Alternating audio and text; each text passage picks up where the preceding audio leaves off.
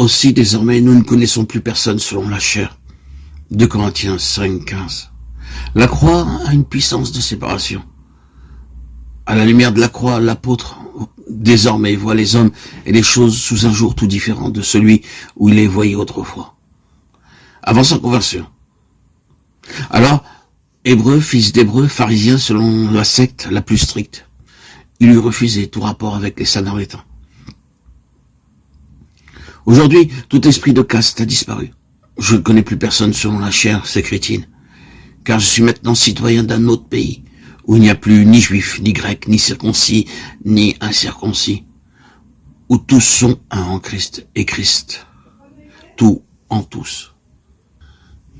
Et cependant, en un certain sens, l'apôtre est bien séparé de ses contemporains. Mais dans cette séparation n'entrait plus cet esprit d'exclusivisme pharisaïque, qui pensait ou même disait « n'approche pas, je suis plus saint que toi ». Il est séparé du monde pour Dieu, parce que Christ habite en lui. Mais vivant pour Dieu, il est en même temps plus près que jamais des autres hommes, car il voit en eux des âmes pour qui Christ était mort. Il sait qu'au regard de Dieu, il n'y a nulle distinction entre juifs et grecs, car le même Seigneur est Seigneur de tous et riche pour tous ceux qui l'invoquent. La croix l'a séparé de tout orgueil de race ou de naissance, pour le rendre tel que son maître au milieu de ses contemporains, c'est-à-dire le serviteur de tous. L'apôtre prévoit comme possible une certaine connaissance de Christ, selon la chair, connaissance analogue à celle des disciples avant la tragédie du calvaire, alors qu'il n'avait pas encore clairement discerné la personnalité divine du Seigneur à travers le voile, son corps terrestre.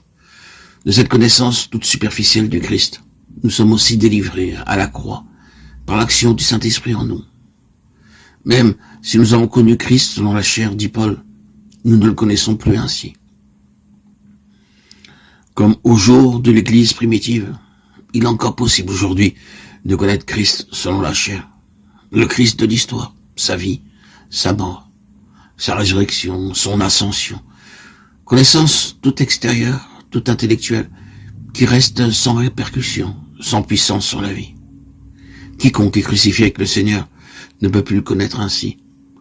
Le Saint-Esprit lui a révélé le ressuscité, le vivant, la puissance de résurrection a transformé sa vie. Il est une nouvelle créature. Si donc quelqu'un est en Christ, il est une nouvelle créature. 2 Corinthiens 5, 17.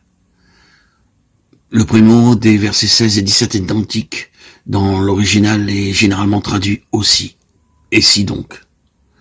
Il renvoie au verset 14e, si quelqu'un est en Christ, baptisant sa mort, il est entré par la croix dans ce royaume où Christ est tout, l'ambiance en même temps que la source de la vie. Désormais, les choses anciennes sont passées, car si quelqu'un